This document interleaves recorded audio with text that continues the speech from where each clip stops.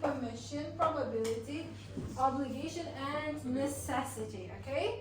So to make sentences by describing our abilities, we have 4 different modal verbs.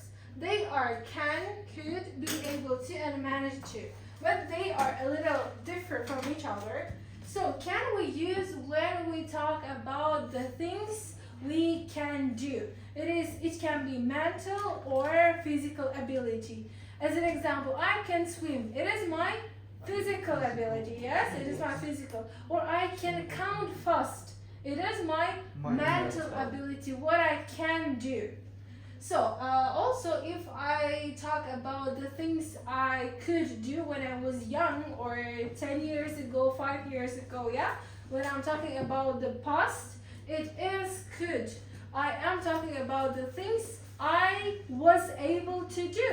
It means be able to also can be used in the past tense as a could. But what's the difference between them?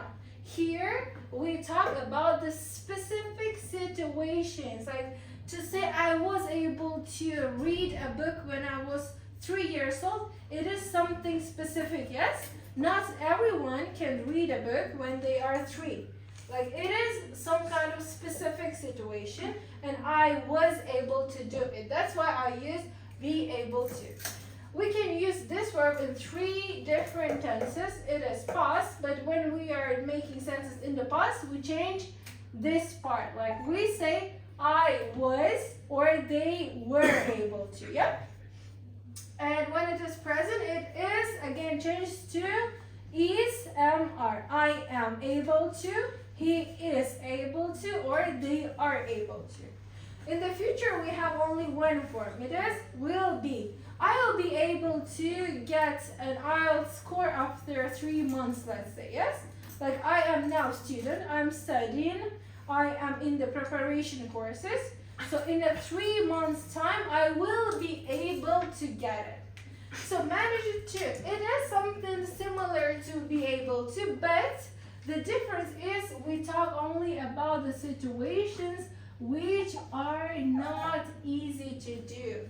It can be example of some car accident, yes? So you were driving in a very, very high speed and then there is another car who crossed your road. So you managed to stop the car, yes? So it was not easy. You were driving in a very high speed, but at that time, you managed to do it. But who guarantees that you can do it in the next time? No one, yes? It is something difficult to do. So that's are all about the abilities. But the word can also may be used when we ask a permission. For example, I can say, if you are tired, you can go, yes? So I am giving you a permission to go home. It is not talking about the ability. Of course, you have a leg and you can go, yes? But here I am talking about the permission. I allow you to go home. Except can we also use may when I want to talk about the permission. For example, Donya, you may sit. Like it is an example, yes? I am allowing him, I permit him to sit. If you are tired, you may sit. But might cannot be used for the permission. Only may and can verbs describe the permission. Except this, may and might can be used to talk about the probability of the things. When we talk, something may happen. For example, there is a cloud. It is very dark, yes? I see that it is going to rain. There is high probability of that. So I say, it may rain today. Yeah?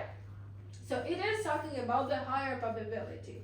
Or I say, we have 1 hour till the class, and I'm like, oh, you know, Alisha might be late today. I have no proof for that. I'm just guessing it. I have very low probability of the thing to happen. So in this case, I say, it might happen.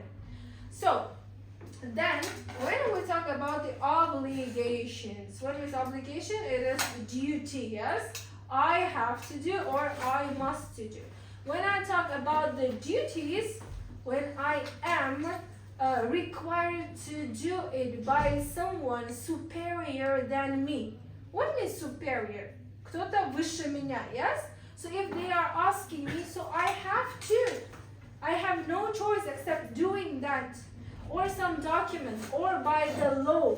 Law means закон. By law, I have to do it.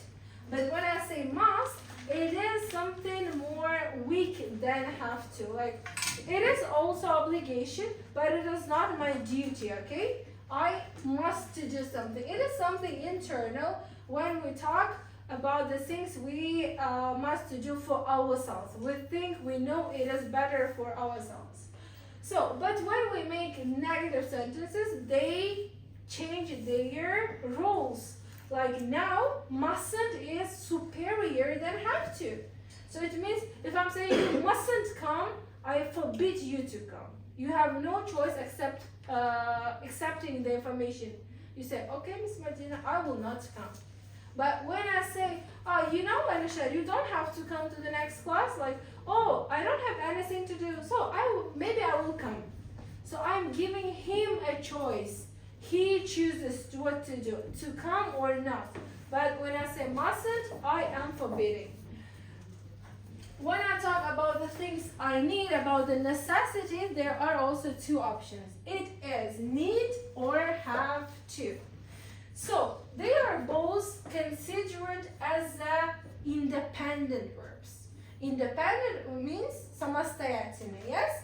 So that's why when we are using these two verbs, we have to get help.